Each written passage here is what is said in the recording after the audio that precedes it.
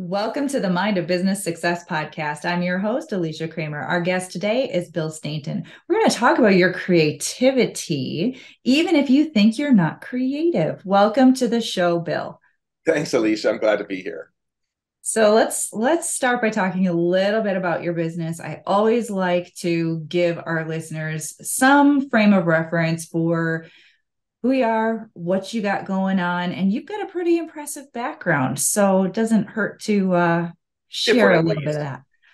Yeah, different at least. I come from the world of television. For 15 years, I produced the longest running, highest rated, and most award winning regional comedy TV show in the United States. And we were doing really well. Number one in our time slot for 10 straight years, winning lots of Emmys. Oh, look, there's some now. Um, and doing really well. And after 15 years, I started to get overconfident. So I bought a new house and bought a new car. And a month later, they canceled the show. So there was that. So one thing led to another, and I got into the world of professional speaking on innovation, creativity, breakthrough thinking. And so now that's what I do. I travel around. Thank goodness travel is back. Uh, Travel around the country and occasionally around the world, talking to business leaders and other kinds of leaders about how they could be more innovative and why they should be more innovative.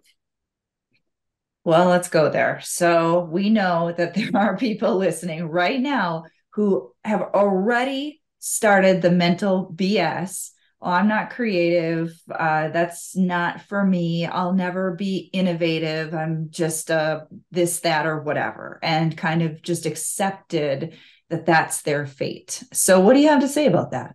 It drives me crazy, Alicia, and I think it's because people have this misunderstanding of what creativity and innovation really are. And so they think, well, that doesn't apply to me at all. Therefore, it's a foreign language. I'm an accountant. I'm a librarian. Whatever. That's not me. We have, that's for the creative types. And that's none of that is true. I think it comes down to three fundamental misconceptions. The first one is that creativity is this lightning bolt that comes down from above and it only strikes the gifted few. And if you're not in that club, you're out. Well, the secret is that we're all the gifted few. Every single one of us is the gifted few. We all have those abilities. The second misconception is that you have to be a genius. You have to be Steve Jobs. You have to be Leonardo da Vinci. You have to be the woman who invented Spanx. You have to have this superhuman IQ to be an inventor, an innovator, a creative type. And that's not true. One of our greatest inventors, Thomas Edison, had a really average IQ. He was just curious and he liked solving problems. He liked trying to make things better, which is all it really is, looking at a situation and making things better. And the third misconception I see in a lot of people is they think if it's not an earth-shattering thing I come up with, then it doesn't count as an innovation. If I don't invent the iPhone or the artificial heart, then I'm not really an innovator. That's eh, Innovation is just about solving problems, and problems come in all sizes and shapes. There are little problems, there are big problems. There are little innovations, there are big innovations. One of my favorite innovations is the curved shower rod. I mean, that's because there was a problem. I don't know if anybody remembers, but before the shower rods were curved, you'd get in, you turn on the hot water, and the clammy shower curtain would, for some reason, try and wrap itself around you. Remember that? And for Yep. years that happened.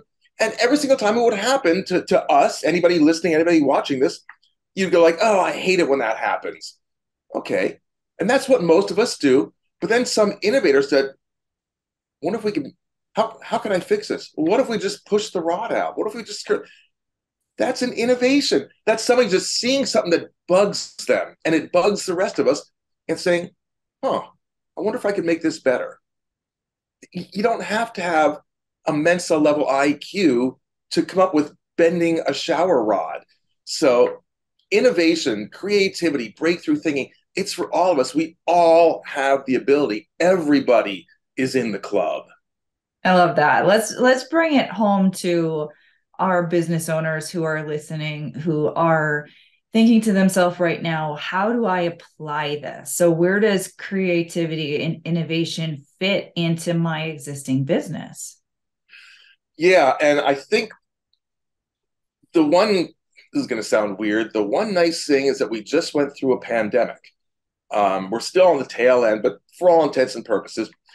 And I think a lot of business owners realize that, oh, I've got to think about things differently because stuff can happen, right? I mean, change is a constant.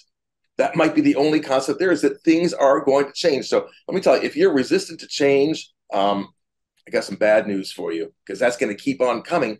And so the way to deal with any kind of change is to have that flexibility, to be able to change, to be able to shift, to be able to shift the way you're looking at things.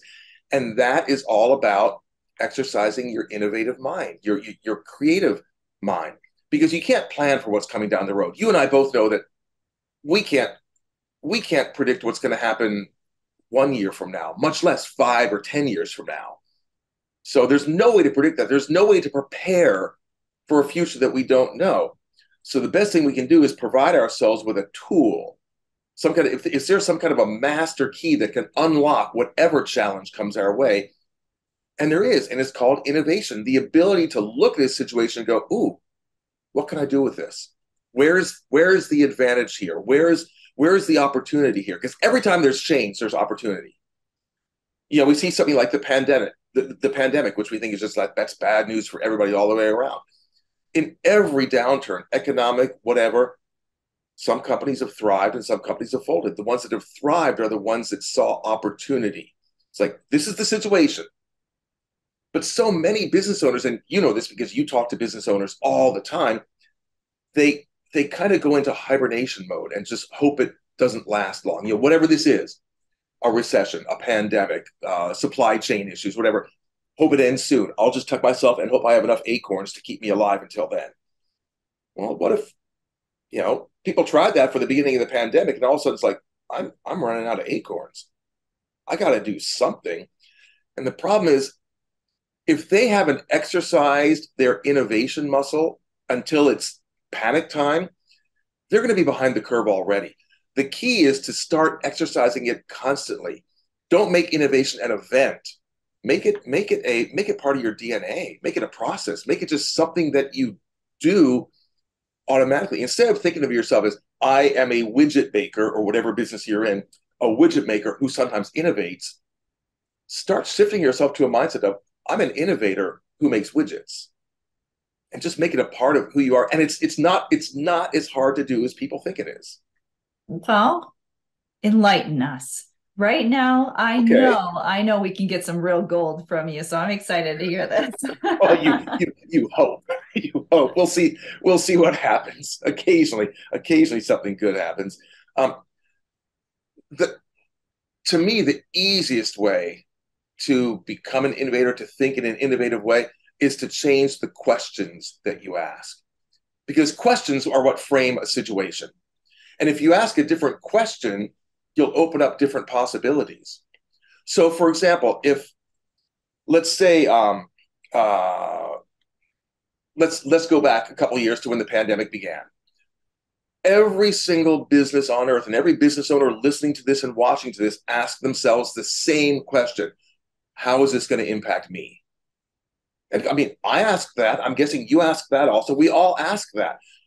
Let me suggest a better question.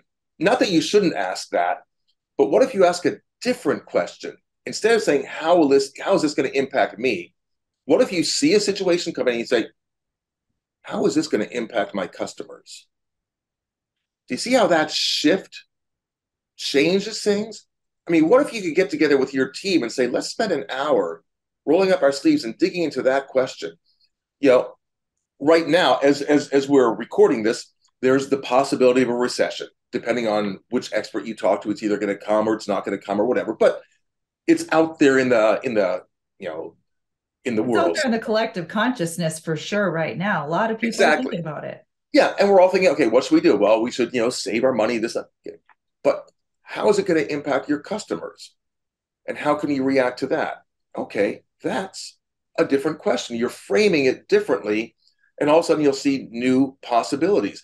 One of my favorite questions, which anybody can ask and make again a part of their DNA, is I call it the magic question, which is how can I apply this, whatever this is, to my situation? If you get into the habit of asking yourself that, innovations are going to come to you. I'll give you an example. If you've ever been to a business conference, and most of us, on this podcast have, and you go to a breakout session because, a concurrent breakout session, because the description sounds really good. You think, oh, yes, oh, I want that. I want me some of that. And you go in, and about 5 minutes into it, you realize that you've made a terrible, terrible mistake because it's a terrible breakout session. The description sounded great, but the reality is horrible. But you sat too close to the front, so it would be awkward to get up and leave. So now you're stuck there for an hour, right? And most of us, we get into that situation, we just, we mentally put on our headphones and go to our happy place, or we whine and grumble to ourselves, hopefully at least to ourselves. But and we just think, oh, what else could I be doing with this hour? Oh, this is terrible. I wish I hadn't come here. Oh, this person is so boring. Yeah. What if instead we thought, okay, this is where I am. This is the reality. How can I apply this to my situation? Because if you ask your brain that question, your brain will try and answer. Your brain will try and answer any question you put to it. So you don't ask, can I apply this to my situation? Because your brain could just say, nope, let's go get lunch. But how can I apply this to my situation? Next time you're reading a podcast, think of an issue in your life that you want to get some options, some clarity on. In your personal life, in your business life, whatever. Next time you're listening to any podcast on anything, Egyptian art history, whatever, just think, how can I apply this to my situation? And let your brain go to work. I'll go like, oh, well, here's a way. And I'm not saying these ideas are necessarily going to solve the problem. I'm not saying they're not either. But all of a sudden, you'll start seeing new possibilities. And more importantly, Alicia, what will happen is your brain, if you start asking those questions every time you see a new podcast, every time you read a new article online or a new blog or something, every time you have a conversation with somebody new, you think, ooh, what's that nugget that I can apply to my situation? The more you start doing that, the more your brain is going to think, oh, we're doing this now, are we? And those grooves will start to form in the brain, because that goes into neuroplasticity. I mean, it'll actually happen. You will strengthen that part of your brain that makes connections. And that's really what innovation is all about. It's not a lightning bolt. It's about connecting things. So that's how you do it. Just ask different questions and you'll get a different framework, and that'll open up new possibilities. So good. From a mindset perspective, which you've addressed, we should really be doing that in every area of our life, in my opinion. Ideally, stop the defaulting to the negative and start to be more innovative, even in your day-to-day thinking. The things that feel like drudgery, that's just more or less your perception, and perception is something that we can change. And if it's not serving you to think the way that you've been thinking, open up to another possibility. There's always a better way that you can perceive a situation. And even just a simple practice of shifting from negative thinking to positive thinking opens you up to so many more ideas.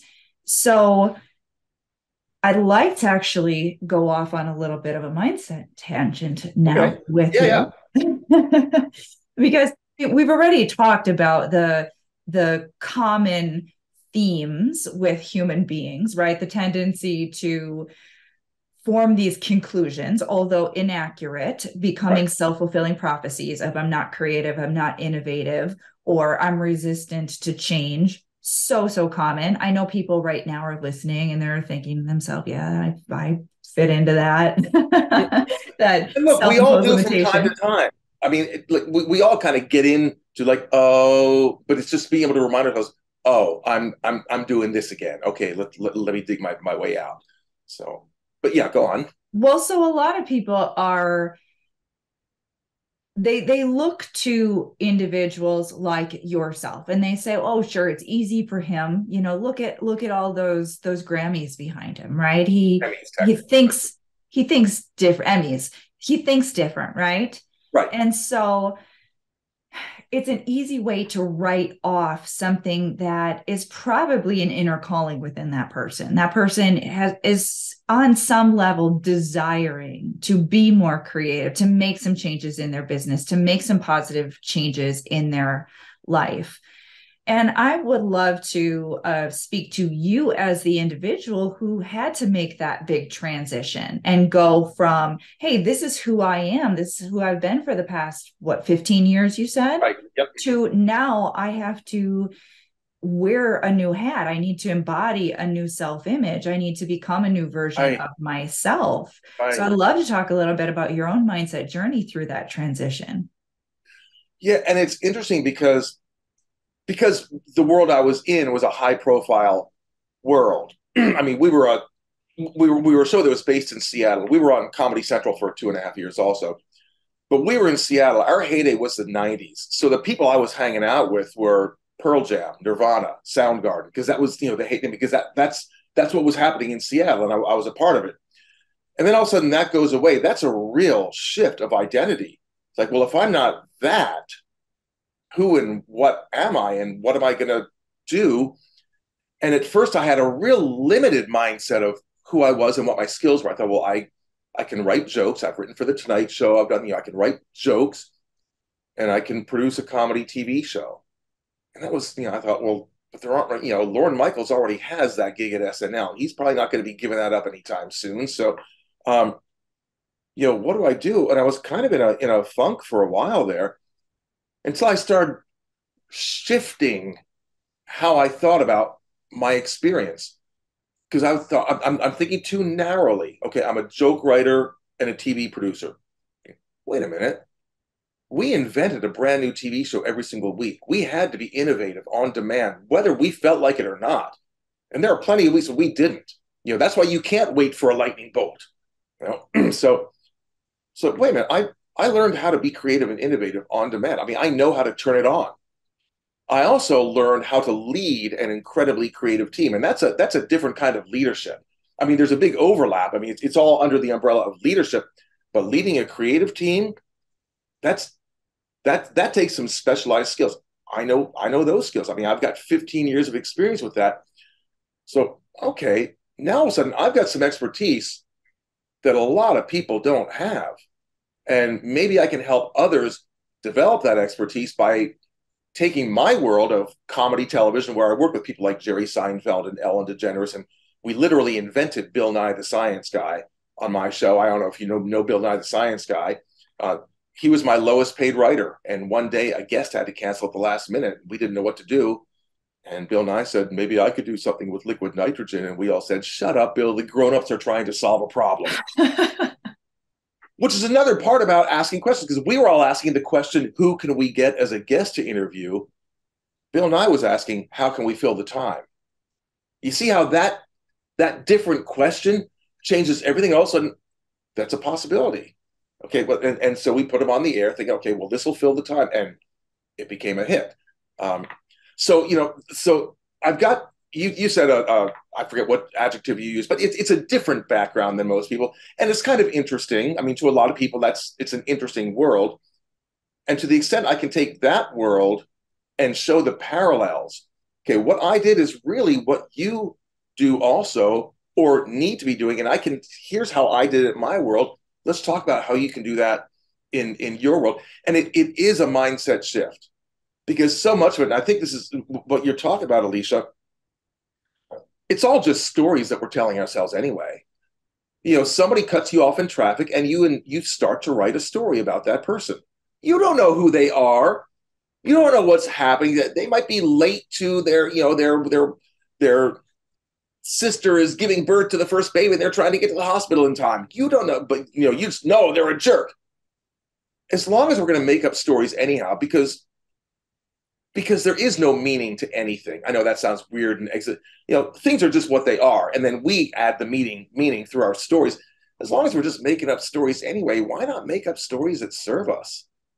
Why not make up stories that are? We've all sent a text to somebody and then didn't get an instant response, and immediately what do we start doing? We start making up stories. Oh, I bothered them, or like, why don't they? They're, and usually the stories we make up are negative.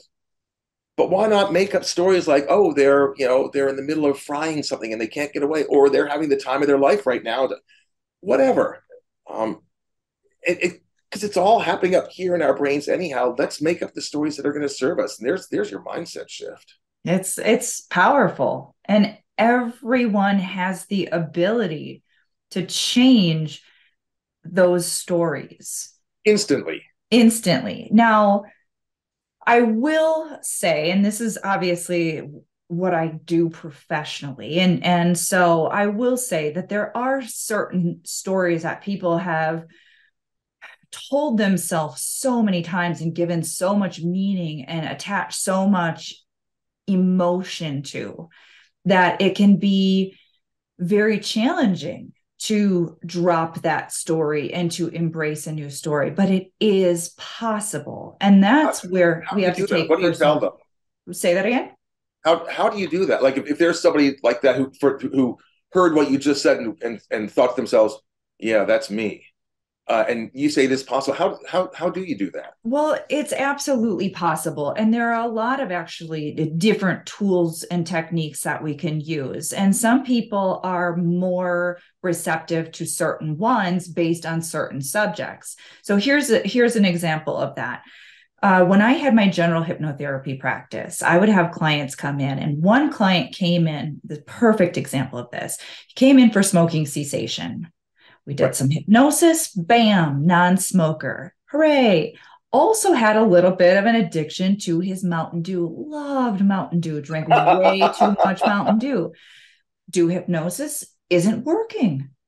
What's going on here? Same guy, receptive to hypnosis, worked perfectly for smoking cessation. Why isn't it working for Mountain Dew? Well, pull out more tools, because at an earlier stage, I was an EFT practitioner. For anybody who's been listening, they probably are Right. familiar with that, right? EFT stands for emotional freedom techniques. Well, as a hypnotherapist, I'm thinking, oh, I just got to do hypnosis with everybody. And then I said, wait a second. No, no, no, Alicia, you know too much. So what did I do? I said, all right, let's try something a little different today. Yeah. And we did EFT with him. Bam, issue resolved. Now, it's really important that people realize that what we're dealing with here is the mind likes to hold on to things. It becomes very attached to things. Mm-hmm. And some things are easier for us to let go of than other things. And certain techniques are addressing that subject in a slightly different way.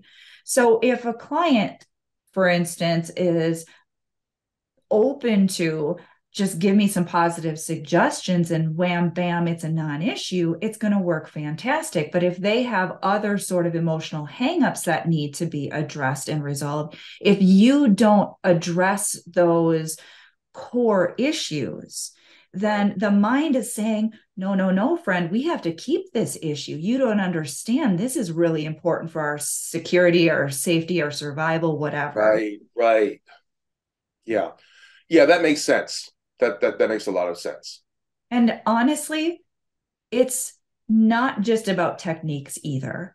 The techniques are wonderful. They work on different levels of the mind that can sometimes help us to bypass some of those, little tricky things that our mind does to us. Sure. But what a lot of people do is they give their power away to a technique or a modality. They think it's something else that has to fix me. I'm powerless over this thing. Right. But you're not powerless. None of us are powerless. Every single one of us has the ability to make these changes. We just have to be willing to look at what our attachments are.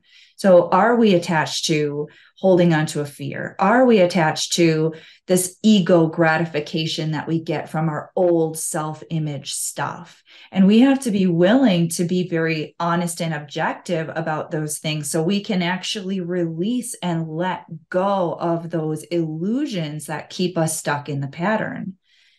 That Right. allows us to then begin to see ourselves as the person we are aspiring to become. And just like when you had that shift and you went from who you once perceived yourself to be to this Right. new version of yourself, well, then now everything becomes so much easier, because now instead of your mind throwing obstacles at you, your mind is actually working with you. It doesn't mean there's not obstacles, but it's much more harmonious to your new goals and objectives.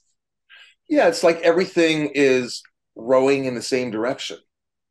And it makes it easier when everything is working in the same direction. It almost becomes effortless. It's like, people could talk about being in the zone or a sense of flow.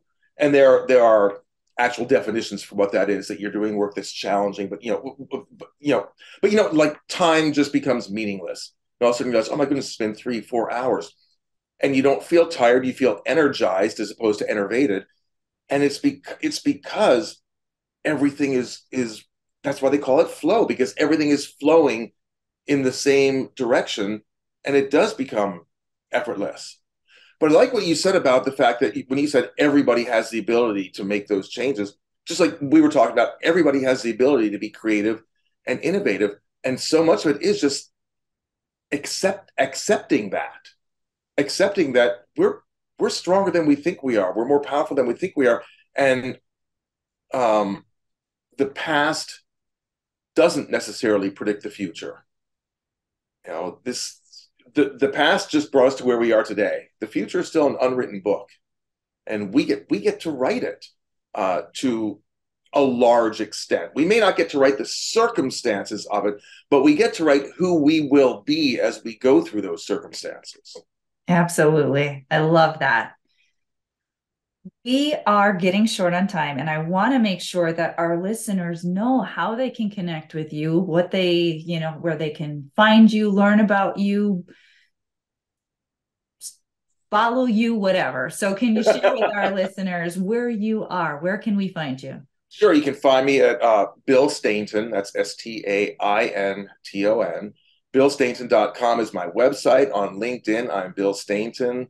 On all the social media, it's Bill Stainton. Usually just as one word. Sometimes there's a period between the Bill and the Stainton. And the nice thing is there aren't too many Bill Staintons in the world, so I pretty much have a lock on that name in social media and on the website. So if they just remember the name, they can get a hold of me. Awesome. Well, I would love to give you the microphone one more time here, because I have a feeling we can tap into your creativity. And are there any last final parting thoughts that you would like to leave us with on a high note? Yeah, I think just exactly what we've been talking about here. You, the listener, the viewer, you absolutely have the ability to do this. It can change your life when you accept that, yes, I am one of the creative ones. I am one of the chosen few. It's all about seeing a situation and thinking, how can this be better? Most of us, we hit a situation, we hit a roadblock, and we stop and we whine and we complain. And that's where we stop, just like the shower curtain. Oh, I don't like this. But just next time that happens to you, just take it one more step and go like, ooh, I wonder what could be done about this. As soon as you start doing that, you enter that world of being a creative person, of being an innovative person. No matter how large or how small your innovation is, welcome to the club. So good. Thank you so much, Bill, for being with us today. Thanks, Alicia. This is a blast. It was. And of course, I've got to thank all of our listeners. You know, we're doing this for you. If you haven't already subscribed, make sure you do so. And until next time, we will see you in the next episode.